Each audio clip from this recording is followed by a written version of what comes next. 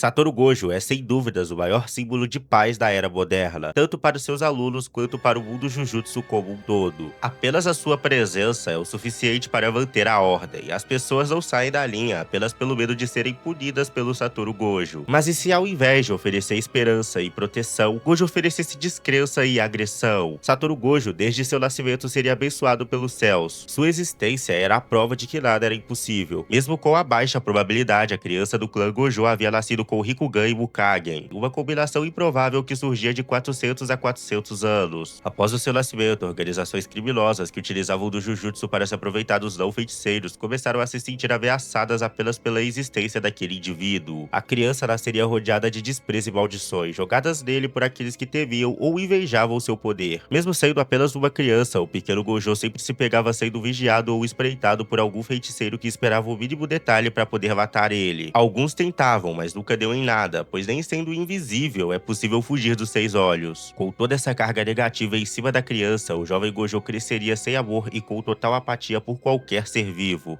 Seus poderes e a técnica que com ele nasceu faziam ele se sentir superior às pessoas à sua volta, ao ponto de ver os não-feiticeiros como pessoas inferiores. E a falta de companheiros colaborou nesse pensamento. Por muito tempo ele apenas pensava em descontar esse ódio em todos, até que em um dia, diferente de outros, um sujeito misterioso e com uma cicatriz na testa via potencial nesse garoto. Certo dia, quando Gojo estava caminhando pela cidade, ele seria parado por esse sujeito. A figura misteriosa diria ao pequeno Gojo poder mostrar a ele o caminho da liberdade. Aquele homem afirmava com toda certeza poder livrar o garoto daqueles que o perseguiam, e principalmente do alto escalão, que tinham planos severos para o garoto. Satoru, sentindo-se ameaçado, mandaria aquele sujeito se retirar, ou seria eliminado naquele mesmo momento. Entretanto, o homem misterioso diria não estar ali para fazer mal, e que só foi lá apresentar um outro ponto de vista. O garoto poderia encontrá-lo quando quisesse naquele mesmo local, e após dizer isso, o homem misterioso sumiria em meio à multidão. Gojo apenas continuaria ignorando aquele inconveniente, mas ficaria pensativo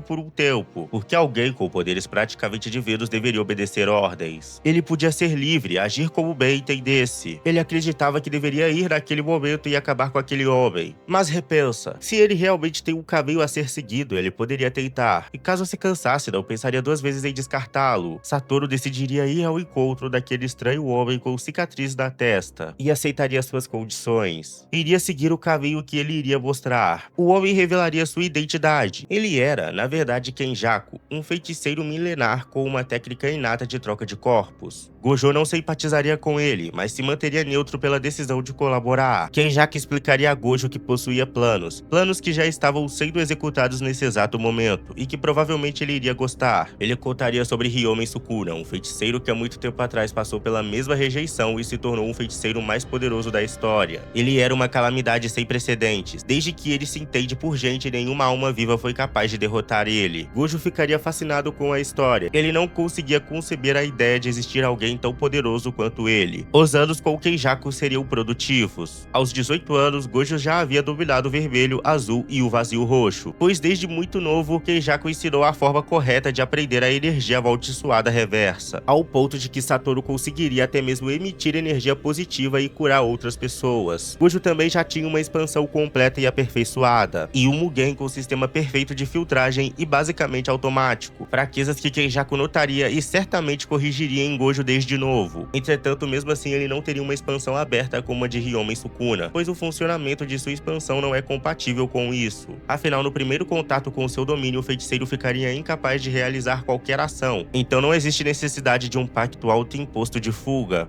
Fora isso, o prodígio dos 6 olhos também aprendeu informações importantes sobre as almas, que no futuro poderiam ser bem úteis. Desde novo, ele até aprenderia sobre pactos vinculativos, mas nunca teria de fato interesse em utilizar uma dessas artimanhas. Afinal, ele tinha total confiança em si mesmo e acreditava não possuir pontos fracos a serem compensados pela sua técnica. Ele era bastante negligente, apesar das constantes tentativas do Kenjaku de ensinar Gojo a essência do Jujutsu. Satoru não ligava para isso, pois ele já era mais poderoso que todos. Satoru só escutava outras pessoas, pois Suguru Geto, que ele via como igual, aconselhava ele a ser mais humilde. Nessa versão, ele não aprenderia isso e só se importaria com seu próprio nariz. Diferente de Sukuna, que reconhece quando existe uma dificuldade e não pensa duas vezes em utilizar todas as ferramentas possíveis. Essa mentalidade infantil dos 6 olhos é o que derrubaria ele mais cedo ou mais tarde, e no final do vídeo você vai entender o porquê. Esse Gojo seria mais determinado e convencido pela falsa ideologia colocada na mente dele por Kenjaku desde que ele era uma criança. E durante esse tempo ele nunca soube de verdade o que são laços ou uma relação afetiva, o que diminuiria sob percepção dele o valor de uma vida humana, fazendo com que ceifar vidas humanas seja uma tarefa super comum. Kenjaku a essa altura havia contado sobre Itadori, o futuro receptáculo de Sukuna, e obviamente isso era tudo o que importava para os 6 olhos. Ele queria conhecer esse tal de Sukuna para saber se ele era forte mesmo, mas Kenjaku sempre repreendia ele, dizendo que ele não estava pronto para a ocasião. Nesse momento, Kenjaku estava de olho no corpo de um feiticeiro, seu nome era Suguru Geto. Ele precisava da sua técnica de manipulação de maldições para a próxima fase do seu plano. Por sorte, na época, Geto estava completamente ferido da sua luta contra o Toji. E sim, esse acontecimento vem antes do Gojo dessa realidade fazer 18 anos. Então o Gojo do começo do vídeo ainda não é esse Gojo. Porém, o lado ruim de finalizar um usuário de maldições é que após a sua morte, suas maldições ficam descontroladas e em situações normais isso poderia ser um problema. Mas com a presença de Satoru Gojo, finalizá-lo e lidar com as maldições não seria problema. A partir daquele momento, Kenjaku estava no corpo ideal para realizar a fase mais complicada do seu plano. Só que o que ele não esperava é que teria seu plano completamente frustrado pelo Satoru Gojo. Kenjaku já temia que isso pudesse acontecer e tentaria fugir mesmo assim. Ele expandiria seu domínio e acabaria com Kenjaku ali mesmo, sem mostrar um mínimo arrependimento, como ele disse que faria. Após isso, Gojo iria pessoalmente até o alto escalão e dizimaria todos aqueles que estavam por trás dos panos do mundo Jujutsu. O feiticeiro que há muitos anos tinha sumido apareceu e estava atacando os feiticeiros Jujutsu. Gojo saberia da existência de Tengen e até pensaria em eliminá-la só porque podia, mas não poderia superar sua técnica de barreira. Satoru Gojo derrotaria um por um dos feiticeiros que seriam mandados contra ele, a fim de se divertir, mas ninguém oferecia desafio. Ele poderia muito bem subjugar aquele país com o seu poder, só que o que ele buscava para suprir o vazio da sua existência era outra coisa. Um ser cujos seus poderes vão além de qualquer coisa que ele já viu, Ryomen Sukuna. Ele precisava que o moleque que o Kenjaku criou atingisse a maturidade física para forçar ele a ingerir os dedos do Sukuna. E graças à proximidade com o Kenjaku e todas as informações recebidas, Gojo sabia sobre o paradeiro dos dedos e não demoraria muito até encontrar todos. O mundo Jujutsu já estava uma bagunça e a desesperança reinava entre os feiticeiros. As famílias nobres não sabiam o que fazer e nesse momento Gojo forçou Itadori, um garoto de apenas 15 anos, sem conhecimento sobre o mundo Jujutsu, a ingerir todos os dedos do Sukuna. O rei das maldições despertaria. Era uma surpresa a era que estava diante dele, mas estranhava não ver Kenjaku e perguntava onde ele estava para Gojo. Gojo sentia a ameaçadora presença do Sukuna. Ele afirmava que tirou a vida do Kenjaku com suas próprias mãos e que o único que importava ali era ele. Ele desafia Sukuna para um confronto dos mais fortes. Ele queria pela primeira vez na vida se soltar. Sukuna só sorri, mas afirma que existe um motivo pelo qual Gojo nunca seria um oponente à altura. O confronto se inicia com uma expansão de domínio. Sukuna leva a melhor por muito. A arrogância e o relaxamento de Gojo forçaram a essa situação. Kenjaku sugeriu que Gojo aprendesse uma técnica anti-domínio, porém ele recusou. Só que por puro reflexo ele aprendeu a como usar e se defendeu dos cortes. Mas esse ego do Gojo foi o fator definitivo que fez com que ele fosse ferido pela primeira vez na vida. Da mesma forma que na história original, Gojo percebe que os ataques partem do santuário e conseguiria burlar isso. E a primeira expansão se encerra de uma forma parecida com a história original. Satoru Gojo sempre esteve ciente de que Sukuna era poderoso, mas nunca imaginou que iria perder uma disputa entre domínios. Infelizmente é aqui que esse Gojo pararia. Mesmo tendo todo esse conhecimento, Satoru Gojo da linha original só foi capaz de mudar as especificações do domínio porque ele foi selado. E durante todo o seu tempo praticando com Kenjaku, ele tinha mais da teoria do que da prática. Esse Satoru é totalmente despreparado física e mentalmente. Até se eu forçar dizendo que ele conseguiria expandir mais de uma vez, eu estaria sendo fanboy. No original, o máximo que Gojo conseguiria expandir era 4 vezes. E Sukuna expande quantas vezes quiser, contanto que tem energia amaldiçoada. Sua arrogância e prepotência encontrariam seu fim na segunda expansão. No fim, não foi a falta de poder que selou seu destino, e sim o excesso de certeza. Aquele que nasceu tocado pelos céus acreditou que jamais pisaria no chão. Sem rivais, sem laços, sem limites, ele confundiu superioridade com invencibilidade. O ego sussurra promessas de eternidade, mas é ele quem afrouxa a guarda no momento decisivo. Quando alguém acredita que não pode cair, ele já está em queda, apenas não percebeu isso. Porque força sem humildade apodrece, talento sem autocrítica cega. E todo aquele que se coloca acima de tudo inevitavelmente encontra algo acima acima dele. Nunca seja arrogante, o ego não mata de imediato, ele apenas garante que, quando a derrota vier, ela seja definitiva. E é exatamente por isso que o Gojo original é tão poderoso, mais poderoso que esse dessa história é que ele é um vilão.